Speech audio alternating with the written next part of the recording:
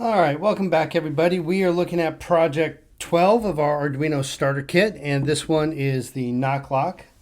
We looked at the code earlier, and now we are at the board, which may look a little, a little overwhelming in there at first, but for the most part, the upper portion of this you've already seen 1,000,001 times just with the LEDs. The bottom portion, pretty much from here, from this green wire here down, a little bit new. But let's go ahead and just jump right in. You can see that I already have the power turned on, and just like we saw in the code, the green light is telling us we are starting in our unlocked mode, right? And so we'll look at the functionality here in a minute, but I want to take a step through the actual logic of the board first, or the construction of the board first. So here, initially, you're going to see this inner track of power. Nothing new here, right? This is just coming in from our Arduino board. And you'll notice down at the bottom, we have this yellow wire, which is bringing the power over into the opposing side of the breadboard power, right? So we're just bringing power from our Arduino to the opposite side of the breadboard, right? We got this little break in the middle that we need to cross over. So here, this power is actually providing input into our servo, right? And so this is where the servo is actually getting its power from. Now, since we have power going in, this circuit also needs to be completed, so it's going to have a ground going out, which we see coming out on this side as well. And we'll talk about where this goes in a moment, but here we're bringing power in and we're having our ground come out. And here, this resistor is just simply providing a ground for our button. And that's all that is. Now, the other component on this side to take a look at is the capacitor. Now, this capacitor, you can see the positive leg here. Right, that's our positive. And you can't really see it, but the other leg is going to the negative right here to the ground. And what this capacitor is doing is it has a power store in it, right? So it drains very slowly. So if we start getting pulses on the main power, we still have our capacitor to continue to provide input.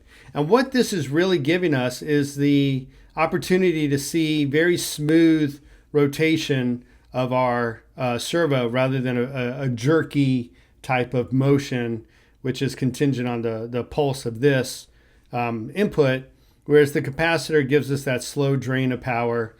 So this is more of a continuous motion rather than a jerky one. And the last thing to kind of take a look at over on this side is up here at the top, we have this negative. And what that is doing, it's bringing over into the other side right here.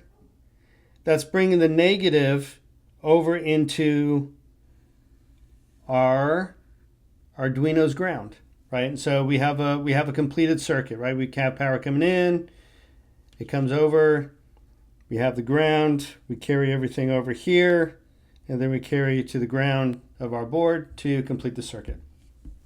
So, just kind of, again, making certain that everything is complete in there, and that's what we have this power over here on.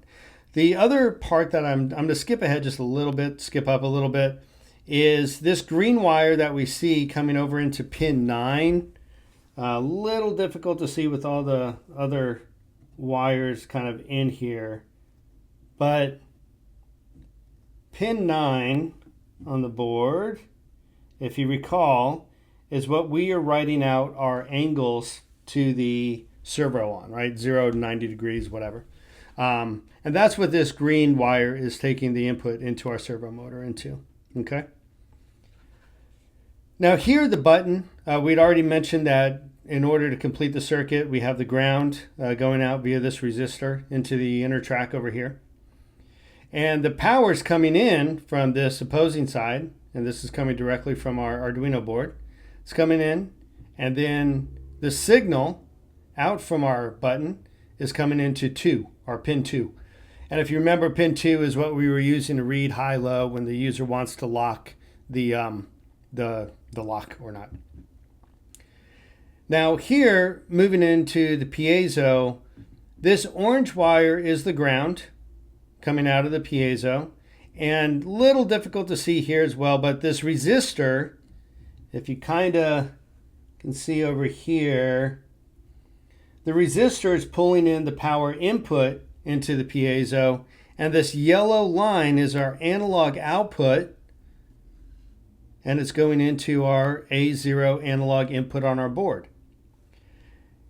Here, whatever value is coming out, right, 0 to 1023, right, it detects the knocks, it detects vibration sounds, and that's what gives us our knock value that we looked at to determine whether or not it's a valid, too quiet, too loud sort of knock.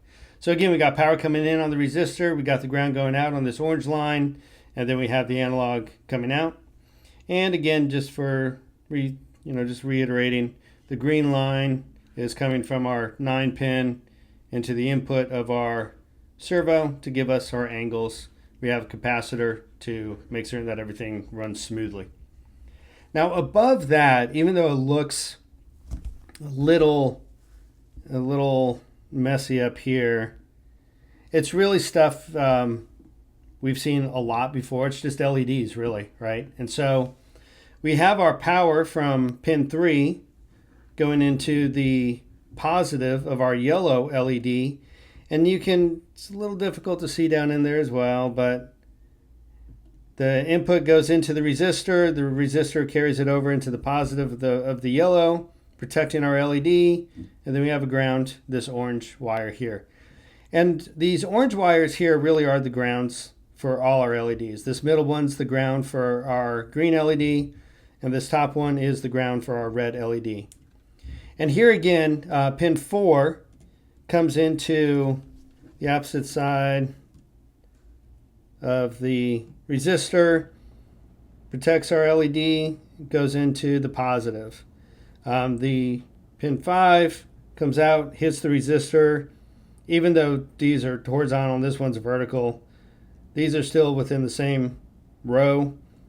This one just crosses over to bring in the power into our positive for our red LED.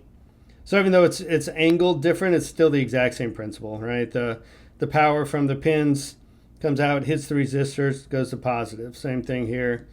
This red one hits the resistor, comes into the positive of our green. This gray wire hits the resistor, comes into the positive of our yellow. And then again, we've got pin 9 to talk about the angle. We've got the analog from our piezo to tell us the knock value.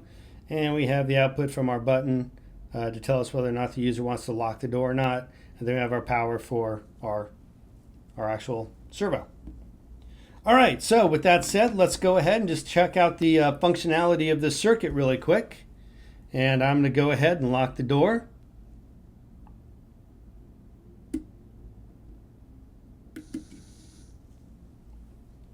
Okay, here you can see that our green LED turned off, went low.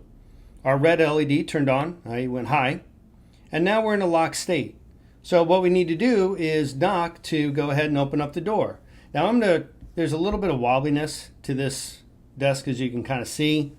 But what I'm going to do is I'm going to knock really, really quiet. And nothing happened.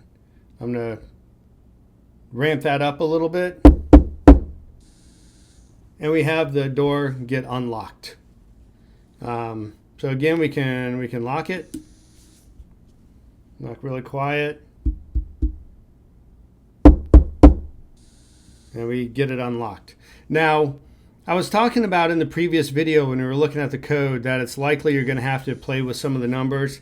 And again, as you can see, there's a little shake to this tabletop that I'm on right now.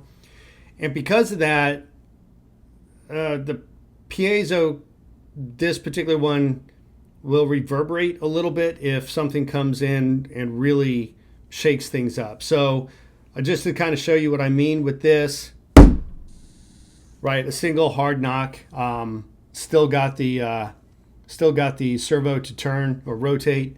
So just again, keep that in mind. As I was talking about in the earlier video with the code, you're gonna have to play around with some of these numbers and determine on which surface you ultimately put it on will determine the sensitivity to your knocks. So just keep that in mind. It's a fun one to play with. You know, there's some tweaking to this one. So, but still, overall, really cool project. It has a lot of components in there that work together to give us a smooth rotation on the servo. So anyways, I hope you enjoyed this one. Looking forward to seeing you in the next video when we hop on to project 13, and we will see you then. Take care, everybody.